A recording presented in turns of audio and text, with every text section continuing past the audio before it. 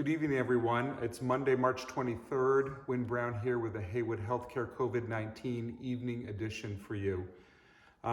Today has been a very busy day across Haywood Healthcare, and I was hearkening back to my quote last week where I said, what a year this week has been, what a week this day has been. A lot has been going on, and I have a lot to report to you. First, it started right after I shot this morning's video for everyone.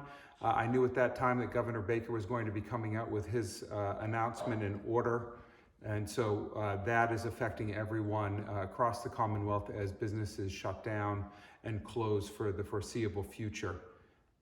Just to remind everybody, everyone at Haywood Healthcare is considered essential. And so you need to report to work as scheduled and make sure that you're always carrying your ID with you in your car in case for some reason you're questioned about your coming and going to the hospital. I want to make sure that everybody has their badge with them, and also when you swipe into work when you come. So please carry your badges.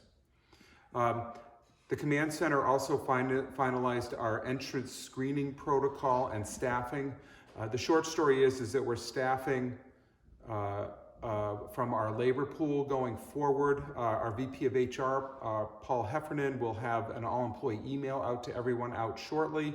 And I want to thank everybody who has stepped up to fulfill this new role that we have not had before. The volunteerism has been fantastic. So thank you for doing that. And we're going to be moving into our new protocol of how we staff that. And you'll see that coming up in an email shortly. To date, we have tested 98 people, 98 patients, still only 31 results back that are negative, so we didn't get any new results back today.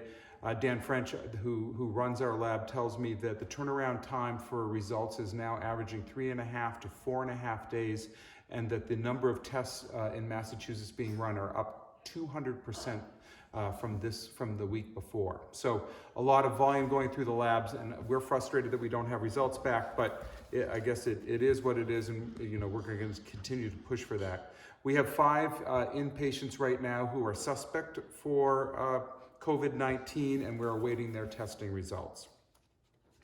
I just want to let you know that our urgent cares, as you know, are up and running, providing much needed care and also doing screening and testing for COVID-19. But the volumes they have are very steady and very manageable. The major work of our command center today has been focused on inventorying our PPE and getting a sense of how much we truly have on hand and forecasting potential deliveries, which, it's hard to forecast when PPE will actually arrive these days. But Scott Jansen and his teams have been working on that. And so we've been trying to calculate how long our supplies can last as we go to a new protocol that I'm going to talk to you. So today, this afternoon, we started rolling out a new protocol and guidance which will protect our staff and our patients, knowing it will increase our burn rate of PPE, which we believe we will have about 7 days worth of PPE on hand as we implement our new protocols.